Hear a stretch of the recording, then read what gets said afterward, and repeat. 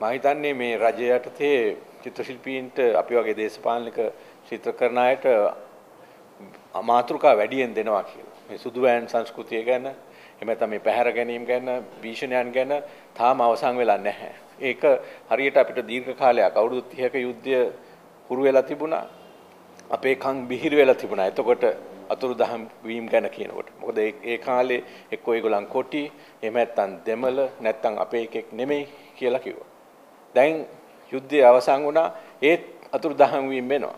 ඒතකොට මේ කාලය තුල අපේ කන් බිහිරි කෙරවන ව්‍යාපෘතියක් අපි නොදැනුවත්වම යාන්ත්‍රණයක් හැටියට මේ සමාජය තුළ ක්‍රියාත්මක වෙනවා. අන්න එය පරාජය කළේ නැත්නම් විවිධ හේතු පෙන්වමින් රජයක් පැහැදිලි කරන්න පුළුවන්. ඒක හරියට වාහනවල බදු මිල වැඩි කරන්නේ මිනිස්සු වැඩිපුර වාහන පැදවීමේ ඒ තියෙන උවමනාව අඩු කරන්න වගේ වෙනත් විවිධ හේතු පෙන්වන්න පුළුවන්. ඒකම රාජ්‍ය සතු මාධ්‍ය යන්ත්‍රණය පාවිච්චි කරලා මිනිස්සුන්ගේ මනස් විකෘති කරලා තියෙන්නේ. ඒ ASCII තමයි මේ ගැන මේ වගේ මිනිස්සුන් ත්‍රස්තවාදීන් එහෙම නැත්නම් කැරලිකාරයෝ මේ කලහකෝලා කරන කට්ටිය මේගොල්ලන් විප්ලව කරන්න යන්නේ මේගොල්ලන් දේශද්‍රෝහීන් ඒ වගේ ලේබල් කරනය නවත්තලා නැහැ තාම. රජය ඒක නවත්තලා නැහැ. ඒ ගැන ප්‍රසිද්ධිය ප්‍රකාශ කරන රජය උනන්දු දෙන විවිධ මාධ්‍ය ලේබල් ලබාගත්තු සැබෑ මාධ්‍ය වේදින්ද කියලා උන් දන්නේ නැහැ. උන් ඒ ක්‍රියාත්මක වෙනවා. එතකොට මේ ඒ වගේ මාධ්‍ය කියන්නේ මර්ධන යන්ත්‍රයක් ක්‍රියාත්මක වීම අහෝසි කරනවද නැද්ද කියන ප්‍රශ්නය තියෙනවා අපි ඉස්සරහා.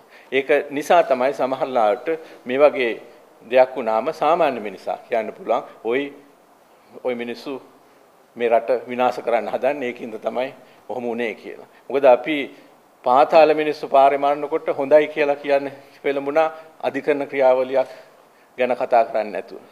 කිසිම මිනිසෙකුට චෝදනා ඉදිරිපත් කරන්න බෑ.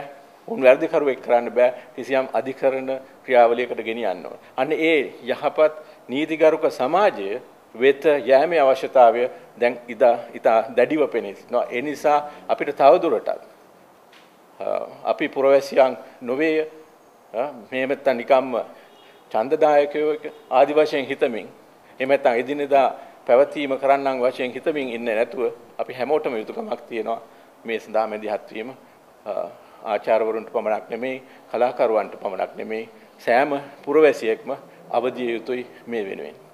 ඒක තමයි අද මේ මොහොතේ තියෙන අවස්ථාවේ. නැත්තම් විවිධ අය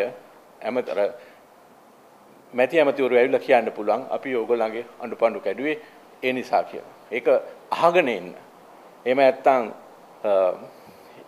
දේශපාලන නියෝජිතයන් ඇවිල්ලා කියන්න පුළුවන් අර හමුදා මේ පොලිසියේ අය ඇයි අපි ඉස්සරහා ඇවිල්ලා දන ගහන්නේ නැත්තේ කැමරා ඉස්සරහා කිව්වේ.